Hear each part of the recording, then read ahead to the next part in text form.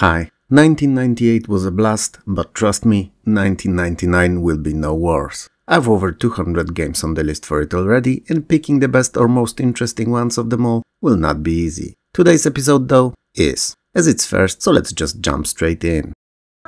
Midtown Madness is what happens naturally whenever my boss's wife gets in her Land Rover and comes to work.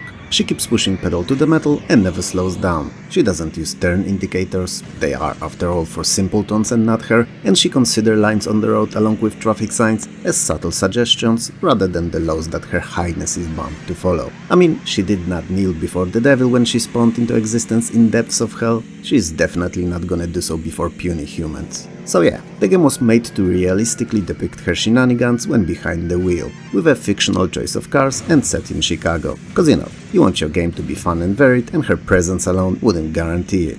In Midtown Madness, you're zooming around the city at breakneck speeds, minding nothing and pushing all the way forward as fast as you can, straight to the finish line. Unlike most games of the time, many of the races do not feature restricted tracks, but a start, few checkpoints and a finish line. And how you get to these, whichever the routes you pick, is entirely up to you. Which not only felt novel, but also encouraged exploration and discovery, as learning of all the side streets and shortcuts might prove a winning factor in future races. And since we're on them, there's 4 game modes in Midtown Madness. Blitz, which is exactly what I just described, so start, finish and 3 checkpoints and an open city to get to them all within the time limit of course. Circuit is what you know from other titles in the genre, so curtained off tracks arranged within the city. It's fun, but the lack of freedom after playing Blitz first is more than noticeable. In Checkpoint, you have to surprise get to the finish line all the while getting through the checkpoints. It adds traffic, police and pedestrians to already pretty cool racing mechanics though, so fun and fun,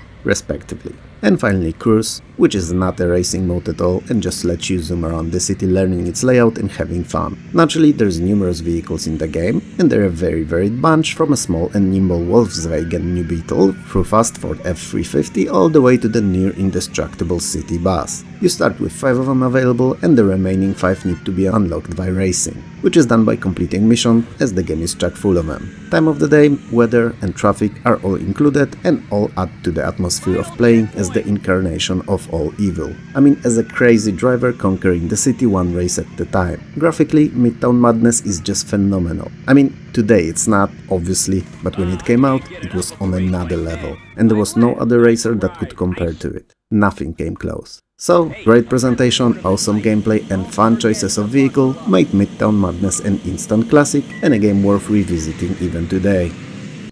I am a silly potato, a dumb spud and an old tater, all rolled into one. Oh, and it's not an invitation for a discussion if I am or not, it's a fact. And everyone knows that if something's followed by a singular word fact, it is one, and it's not negotiable. Fact. See what I did there? I legitimized it in one sweep word. Fact. So, I forgot about Baldur's Gate in videos for 1998. I've no idea how I've managed to do that, as it was one of the biggest games of the year, but I did. So it's here, now, today, even though it came out in 1998. It's a game that just cannot be overlooked, so I couldn't not mention it. It's a third-person perspective real-time Dungeons & Dragons RPG set in the world of Forgotten Realms, and a title that is considered to be the one responsible for resurrecting good D&D RPGs on PC. Baldur's Gate uses 2nd edition AD&D rules slightly modified to use its real-time active pause Infinity engine. Up to 6 characters can be in your party at once, and other than your main character, there will be various NPCs recruited along your adventure. The backgrounds are pre-rendered, viewed from the top-down isometric perspective with character sprites overlaid on top of them. You're an adopted child of Gorion, a mage residing in Candlekeep Monastery in the Sword Coast. Your life is quiet, safe and happy, until one day unknown mercenaries try to enter the walls of the Candlekeep, searching for you in particular, which is more than odd as you're virtually no one. By all accounts, an unspectacular average team. So, Gorion, sensing much bigger danger approaching, plans to escape with you to hide in safety. As you leave the fortress though, you're ambushed by a group of assassins who in the heat of the battle kill Gorion. You however somehow manages to escape. So now, you have to remain safe all the while searching for your foster father's killers and learning of the truth behind your origin and fate. It will be a long and perilous journey that will be filled with interesting characters to meet and even group up with, tons upon tons of smaller side quests and activities, gear galore and more battles than you can imagine.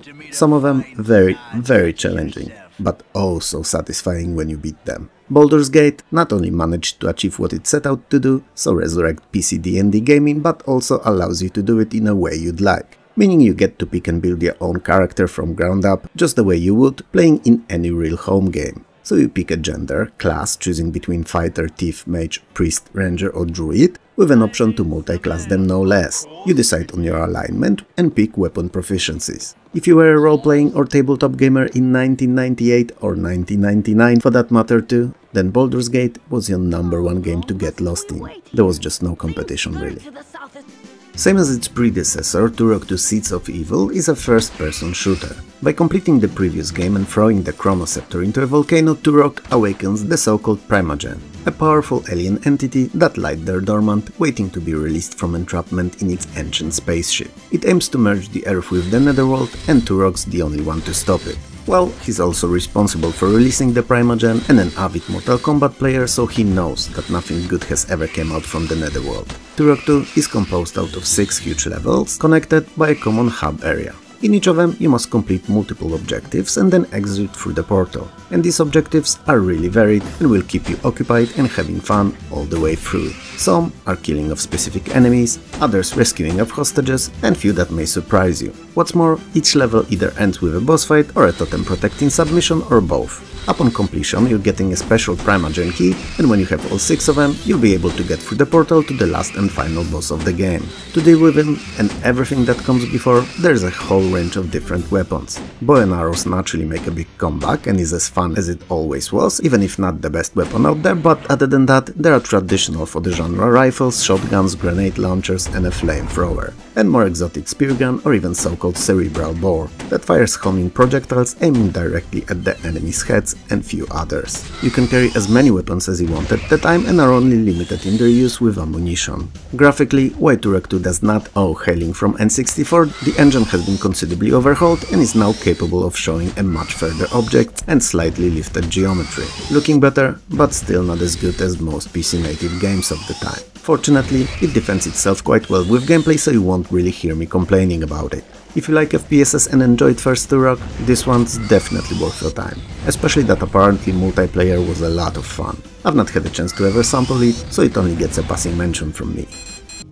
Lens of Lore 3 is the last in the disconnected trilogy of first-person perspective real-time RPGs. You play as Copper Legre, a bastard son of Eric and the fourth in the line of succession to the throne of Kingdom of Gladstone, kingdom ruled by your uncle Richard. As you're on a pig hunt with your father and brothers, who all despise you because of your mixed blood, impeccable hairline and lush mustache, deadly creatures from another dimension, so-called Rift Hounds, appear and kill everyone but yourself. You manage to escape, but despite what it may look like on the first glance, definitely not unscathed. Cause while you may be alive, your soul has been torn out of your body. It's a rather painful and unpleasant experience and I wouldn't recommend it, especially not on an empty stomach. Despite being a soul survivor and traumatized young man, the looks that you get from folks all around, blaming you for your family's death, claiming you've orchestrated all of it to become the sole successor to the throne, remind you of how terrible the medieval fantasy times really are, and how much better it would have been if you'd live in the future. You know, one with mechanical horses and weapons that are capable of shooting metal-based projectiles fast and at a long distance and be more deadly than any sword or magic spell ever. So now, not only you have to reclaim your soul, but also prove your innocence and save the entire kingdom, as the new rift portals seem to be appearing in numerous locations all around the Gladstone, seemingly from nowhere. The main quest will be a long and demanding to complete and will see you travel through a number of the portal worlds seeking pieces of the so-called Shining Path. But other than it, you'll be able to partake in dozens of other side activities, either found all around the world or in the form of quests from one of the 4 main guilds: fighters, clerics, magicians and thieves. And you'll need to join them, well, at the very least one of them to progress through the game and improve connected to its skills, and they will also offer you familiars that will be helpful during your quest, in and out of combat. Lens of Lore 3 is a rather large and open game, meaning that while you have a main quest to complete, you've also a complete freedom of movement and order of things you'd like to do and see. In fact, you can attack and kill pretty much anyone in the game, even people who are your quest givers. I'm not saying it's smart or that it will help you on your adventure in any way, but you can, if you'd like to, and if you manage to.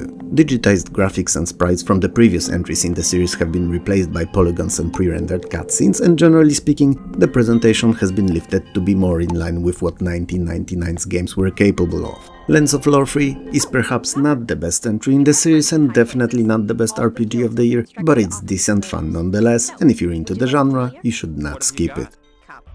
Boxing simulations are an odd cookie. Not odd because they're stale, not sweet enough or made with no love, but because they're baked for a very particular cookie monster. One that is interested in the sport and gaming. And there's not many of these, I'm afraid. And comparing boxing games to regular versus fighters is pointless, as they will pretty much always end up being beaten by the likes of amazing Virtua Fighter, Mortal Kombat or Street Fighter. They're too realistic, not flashy enough, and pretty much all fighters, be it real or imaginary in them, have the same set of moves and attacks. Like I said, boxing games are for boxing fans only, and today's game KO is no different. While it looks rather nice, sporting high-res graphics and demanding presence of a graphics accelerator in your machine, the gaming possibilities here are rather limited. There's 20 unique opponents in the game, each with their own stats of strength, speed and stamina, and while they all feel a tiny bit different from one another, it's definitely not enough to keep me playing for longer than just a few minutes. And yeah, I know that I said I loved 4D sports boxing in one of my other videos, even though all the boxers there were made out of like 14 polygons each tops and looked terrible in comparison, but it was 1991. In 1999, I expected much more from my games. There are 5 different boxing arenas present in KO and 4 game modes of training, single fight, world championship and arcade. And whichever guess you'd like to draw here to figure out what they are, it will be correct, as they're exactly what their names state. KO is a fun boxing game if you're a fan of a sport and will keep you entertained for a while. But if you're not, then after 1 or 2 semi-bouts you'll be ready to jump into a completely different, better gaming experience. Jagged Alliance 2 is a third game in its own series and an excellent, amazing, incredible, fantastic, cool and outstanding turn-based tactical strategy role-playing mixture. Also, clearly a mouthful. The once peaceful democratic monarchy of Arulco had been taken over by the usurper Queen Didriana Reitman. She's responsible for the killing of the king, an assassination attempt on his son too. You, being the tactical mastermind, handsome warrior for good and an inspiration for the creation of the now famous A-Team, are contacted by Enrico Cilvadori, rightful heir to the throne, in hiding, asking for your help in reclaiming of the country and bringing back law and order to it.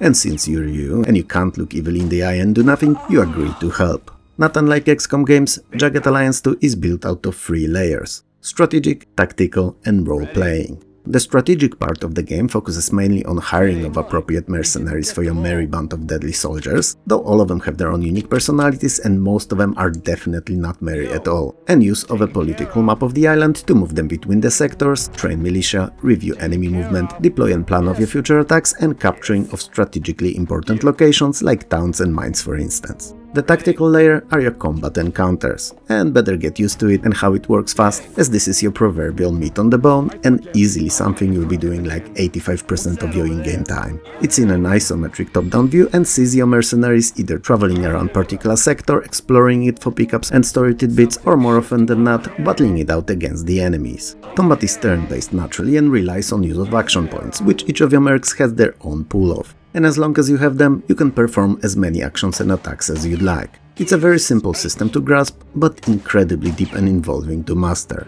and it requires you to keep learning more and more about it along the way, as the further you get in the game, the more difficult the challenges will become. So knowing your weapons, your environments, covers and enemy behavior will be a must. And finally, the role-playing bits are your mercs' personalities and their skills and leveling up. All of them gain experience, and as they get better, their skills and stats will increase and they'll become even deadlier machines than they were before. Each of them has also their own quirks and traits, so some may be afraid of running out of ammo or being wounded, while others may run in combat, guns blazing when getting too angry. Each and every one of them is different, is what I'm saying here. And since they mostly come from same merc recruitment groups, they either know each other or at least of each other, and can even have preformed in the past rapports. So, some may work better together as their friends, while others may refuse to join your team because someone that they hate is in it already. Jagged Alliance 2 is easily one of the best tactical strategy RPG mixtures ever made, and an incredible title worth revisiting even today. Prince of Persia 3D is the third game in its series and the last in the first trilogy that started with the famous 1989 2D rotoscoped game. It's a 3D third-person perspective action platformer with some mainly environmental puzzling elements. It's split into 15 individual levels and set in fantasy reimagination of medieval Persia. Same as in two previous entries, our nameless prince protagonist can run, jump, interact with objects and fight baddies. He has access to 4 weapons for combat now, so sword, spear, staff and twin blades, and a bow, which is used in environmental puzzling and to dispose of far-off enemies from time to time too. Sultan of Persia, his daughter and her now husband, our hero, are visiting Sultan's brother Hassan in his kingdom. What was supposed to be a friendly and peaceful visit quickly turns into disagreement, then violence, and as a result of all that, the Sultan is killed by Hassan's goons, the prince is blamed for the killing, and the princess is captured and locked off to be remarried to Hassan's son, Ragnar. Man, our turban-wearing hero never gets a day off, does he? So, once again, you're gonna have to wield the keyboard to make sure that Sultan is avenged, princess saved and secured, and both Hassan and Ragnar pay for their crimes against your happiness. And the game is gonna be fun, trust me. Prince of Persia 3D is perhaps not the best game of its kind, which is not a surprise as we had a couple of Tomb Raiders by 1999, but it's definitely a very competent and enjoyable one. The fact that it sounded and looked decent only made it more enticing. If you like those 3D action adventure platformers and never had a chance to play it, make sure to do it. It's worth it. Some farts are silent and deadly, and some are hidden and dangerous. How do I know that? Well, I've read about it and saw a video too. Yeah, that's how. Definitely that's how. I don't know it from experience. No sir, or man. Anyway, since I'm not doing myself any favors talking, Hidden and Dangerous is also a first-person perspective tactical FPS set during the World War II. You control a 4-man squad of British Special Air Service soldiers, SAS, executing numerous important missions during the conflict. The campaign is divided into a number of thematically coherent episodes, each of split into smaller missions. You are always directly controlling one of the 4 soldiers in your squad in first-person view and can issue commands to the other 3. You can switch between them too though, so when planning out particularly demanding strategic scenario, you can make sure that it goes well by playing out most of the parts of it yourself if you'd like to.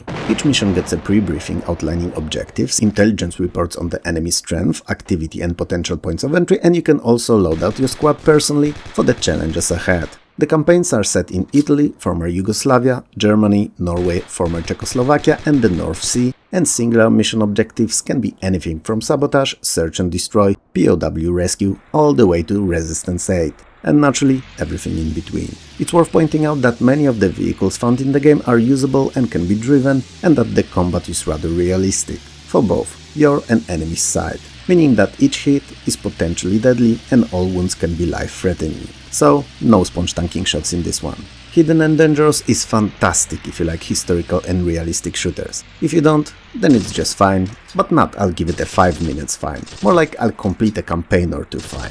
Either way, if you haven't yet, check it out.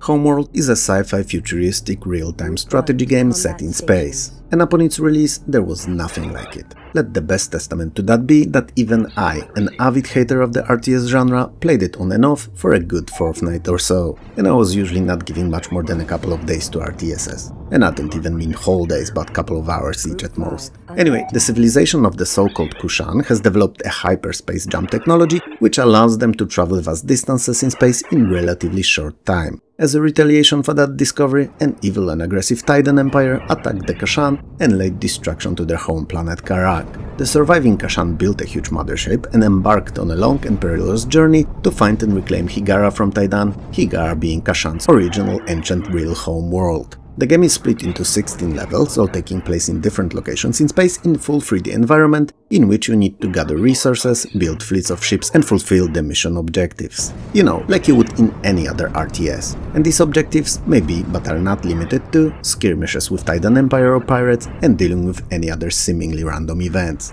The campaign is also rather dynamic, meaning the results of particular smaller mission objectives may slightly change the overall main objective. It's not as dynamic in some of the other games known for that, as it's more compartmentalized, but it's a nice touch nonetheless. Your mothership is your main mobile base of operations and the only ship that realistically needs to survive for you to succeed, as it's your quote-unquote storage, manufacturing plant, spaceship docks and housing for the remnants of your civilization, all rolled into one. When particular mission objectives are completed, you are given a chance to hyperspace jump to the next one's location. But unlike most games in the genre, you don't have to do it straight away, rather electing to spend a little more time where you are, either collecting resources or building up fleets as they are persistent for a whole campaign. Homeworld was universally loved and considered to be a breath of incredibly fresh mountain air in the stale swamp-like aura of the genre by 1999. While it could be summarized that Tyrian 2000 is just a re-release of the original arcade shooter Tyrian, with added Windows support, it would be a disservice to the game, as it's much more than that. It features a new and improved engine, a new timed battle game mode, entirely new episode with previously unseen levels, and overall it could be considered to be the best and final version of the game. Other than that, it's still the same 1 or 2 player vertically scrolling shooter with dozens of levels, over 10 ships to choose from, and over 100 different weapons. Yes, 100. One followed by 2 zeros. In a standard single-player game mode, you get to purchase parts for your ship before each level, while you take on the longest campaign, composed out of 65 of these stages. But why are you fighting and what are you fighting against, you may wonder? Is it really important at all? It's not, because it's a shooter, but it didn't stop Tyrian 2000 from having a story. Your famous Trent Hawkins, entire galaxy's best fighter pilot, incredible dresser and interspecies heartbreaker, in that particular order. You're a package. And you're the one who's time and time again called in to save the universe. This time is no different. It seems to be on the brink of being taken over by the evil corporation Microsoft, and you're the only one capable of preventing them from doing just that.